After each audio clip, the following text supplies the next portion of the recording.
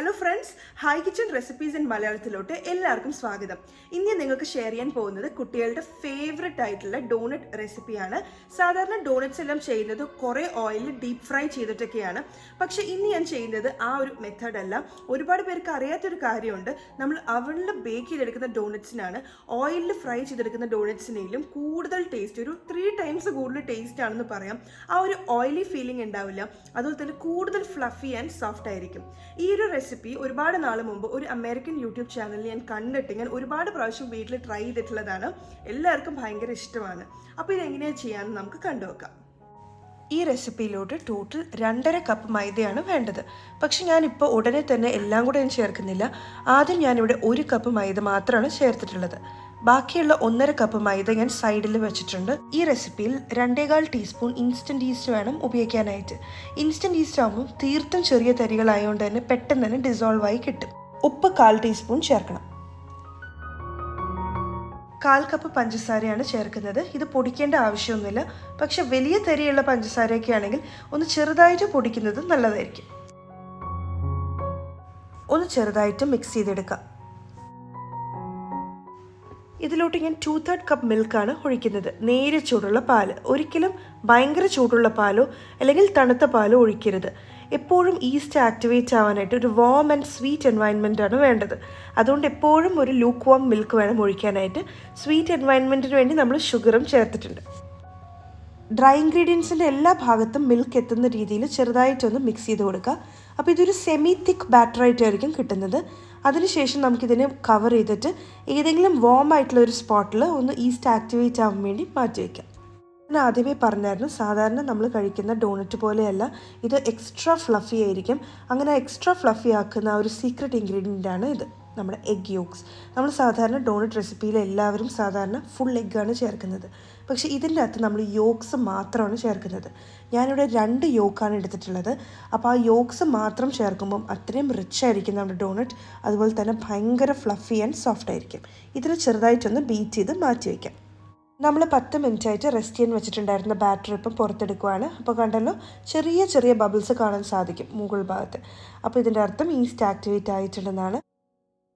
ചെറുതായിട്ട് ബീറ്റ് ചെയ്ത് വെച്ചിട്ടുണ്ടായിരുന്ന 2 egg yolks ഉണ്ട്, അത് നമുക്കിതിലോട്ട് ചേർക്കാം. 1/2 ടീസ്പൂൺ വനില എസൻസും കൂടെ ചേർക്കാം. ഇത് മെൽറ്റ് ചെയ്തിട്ടുള്ള അൺസോൾട്ടഡ് ബട്ടറാണ്. ഇത് 3 ടേബിൾ സ്പൂൺസ് ഇതിലോട്ട് ചേർക്കാം.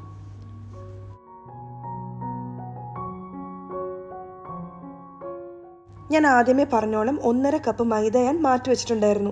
അപ്പോൾ അതും കൂടെ നമുക്കിതിലോട്ട് ചേർത്ത് കൊടുക്കാം. ഇനി നമുക്കിതിനെ നന്നായിട്ട് കുഴച്ചെടുക്കാം. അപ്പോൾ ആദ്യമേ കുഴച്ചുകൊണ്ടിരിക്കുമ്പോൾ കുറച്ചധികം സ്റ്റിക്കി ആയിട്ട് ഫീൽ ചെയ്യും. അത് കുഴപ്പമില്ല കേട്ടോ, കണ്ടിന്യൂസ് ആക്കി അങ്ങനെ കുഴച്ചുകൊണ്ടിരിക്കുക. ഏകദേശം ഒരു 7-8 മിനിറ്റോളം നിങ്ങളിത് കുഴയ്ക്കണം. അപ്പോൾ ഏകദേശം ഒരു 5 മിനിറ്റൊക്കെ ആകുമ്പോഴേക്കും നമുക്ക് മാനേജ് ചെയ്യാൻ പറ്റുന്ന രീതിയിലുള്ള നല്ല അത്യാവശ്യം ചെറിയൊരു സ്റ്റിക്കിനെസ് കാണും, എന്നാൽ ഒരുപാട് സ്റ്റിക്കി ആവാണ്ട് നമുക്ക് മാനേജ് ചെയ്യാൻ പറ്റുന്ന രീതിയിലുള്ള ഒരു ഡോ കിട്ടും. ഇനിയിപ്പോൾ എന്തെങ്കിലും കാരണവശാൽ 5 മിനിറ്റ് ആയിട്ടും ഭയങ്കര സ്റ്റിക്കി ആയിട്ട് ഫീൽ ചെയ്യുകയാണെങ്കിൽ കുറച്ച് മൈദ ഇട്ട് കൊടുത്ത് കുഴച്ചെടുക്കുക.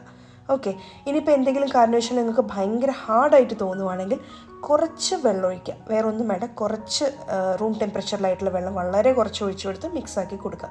പക്ഷേ ഇതിൻ്റെ ഒന്നും ആവശ്യം വരില്ല കേട്ടോ, കാരണം മാക്സിമം ഇതിൽ കൂടുതൽ വെള്ളം ചേർക്കാണ്ടും അതുപോലെ തന്നെ മാക്സിമം കൂടുതൽ മൈദ ചേർക്കാണ്ടും നോക്കുക. അപ്പോഴായിരിക്കും ഏറ്റവും സോഫ്റ്റ് ആൻഡ് ലൈറ്റ് ആയിട്ടുള്ള ഡോണറ്റ്സ് നിങ്ങൾക്ക് കിട്ടുക. പക്ഷേ ഓരോ ബ്രാൻഡിൻ്റെ മൈദ അനുസരിച്ച് ചിലപ്പോൾ ചെറിയ രീതിയിൽ ഈ ലിക്വിഡും മൈദയുടെയും വ്യത്യാസം ചിലപ്പോൾ വന്നു വന്നിരിക്കും. പക്ഷെ എന്നാലും മാക്സിമം ഇതേ അളവിൽ തന്നെ ചെയ്യാനായിട്ട് ശ്രമിക്കാം. വളരെ കുറച്ച് ബട്ടർ എടുത്തിട്ട് ഇതിനെ ഒന്ന് ചെറുതായിട്ടൊന്ന് ഗ്രീസ് ചെയ്ത് കൊടുക്കുക. അതായത് പുറം ഭാഗവും താഴ്ഭാഗവും ഒക്കെ ഒന്ന് ഗ്രീസ് ചെയ്ത് കൊടുക്കുക.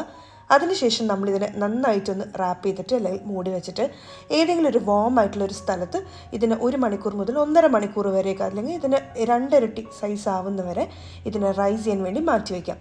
നമ്മളിതുപോലെ ചെറുതായിട്ട് ഗ്രീസ് ചെയ്ത് കൊടുത്തില്ലെങ്കിലുണ്ടല്ലോ, ഈ റൈസ് ചെയ്യുന്ന സമയം കൊണ്ട് ഇതിൻ്റെ പുറം ഭാഗത്തൊരു ക്രസ്റ്റ് ഫോം ആവും. അപ്പോൾ അത് ശരിയാവില്ല. അപ്പോൾ അത് ഫോം ആവാണ്ടിരിക്കാൻ വേണ്ടിയിട്ടാണ് നമ്മൾ ഈ ബട്ടർ ഇടുന്നത്.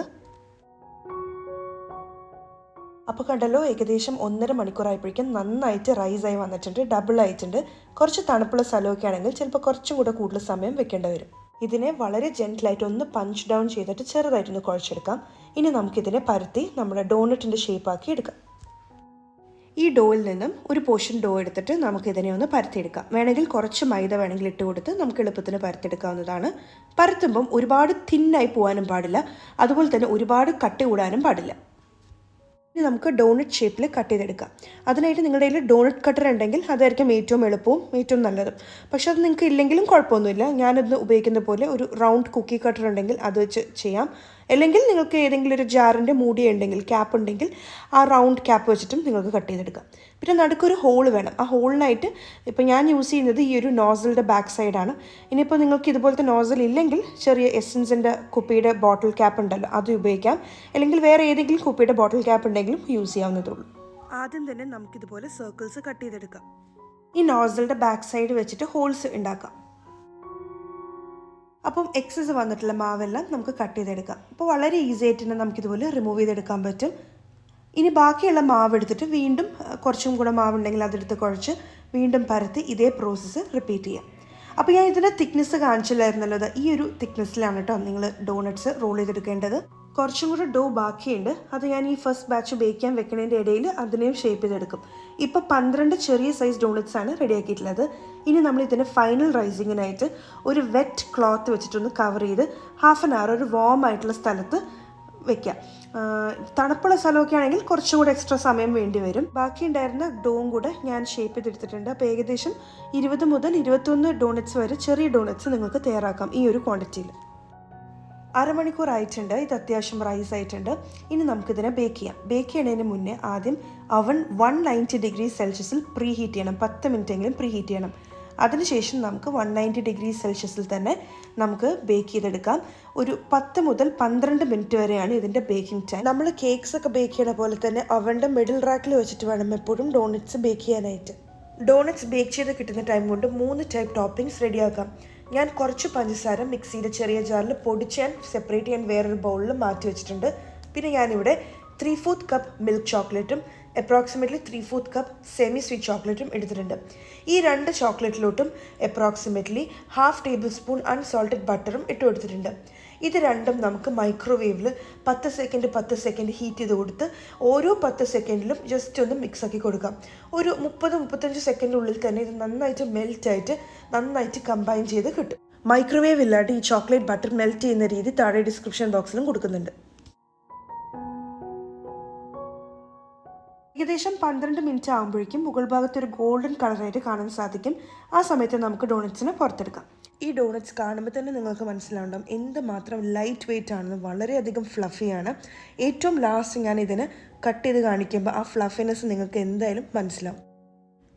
ഞാനിവിടെ ഒരു കൂളിംഗ് റാക്ക് വെച്ചിട്ടുണ്ട്. അതിൻ്റെ താഴെ തന്നെ ഒരു പാർച്ച്മെൻറ്റ് പേപ്പറും വെച്ചിട്ടുണ്ട്. അപ്പോൾ നമ്മൾ ഈ ഡോണറ്റ്സ് ഡെക്കറേറ്റ് ചെയ്ത് കഴിയുമ്പോൾ അതിലുള്ള ചോക്ലേറ്റ് എന്തെങ്കിലും ഡ്രിപ്പ് ആവുകയാണെങ്കിൽ ഈ പാർച്ച്മെൻറ്റ് പേപ്പറിലോട്ട് വീണോളും. കൗണ്ടർ ടോപ്പ് മെസ്സി ആവില്ല. വളരെ ഇമ്പോർട്ടൻ്റ് ആയിട്ടുള്ളൊരു കാര്യമുണ്ട്. ഈ ഡോണറ്റ്സ് ബേക്ക് ചെയ്തെടുത്ത ഉടനെ തന്നെ ചൂട് പോണതിന് മുന്നേ തന്നെ കുറച്ച് unsalted butter approximately 1 table spoon മതിയാവും ഈ ഒരു ഫുൾ ബാച്ച് ഡോണറ്റ്സിന്.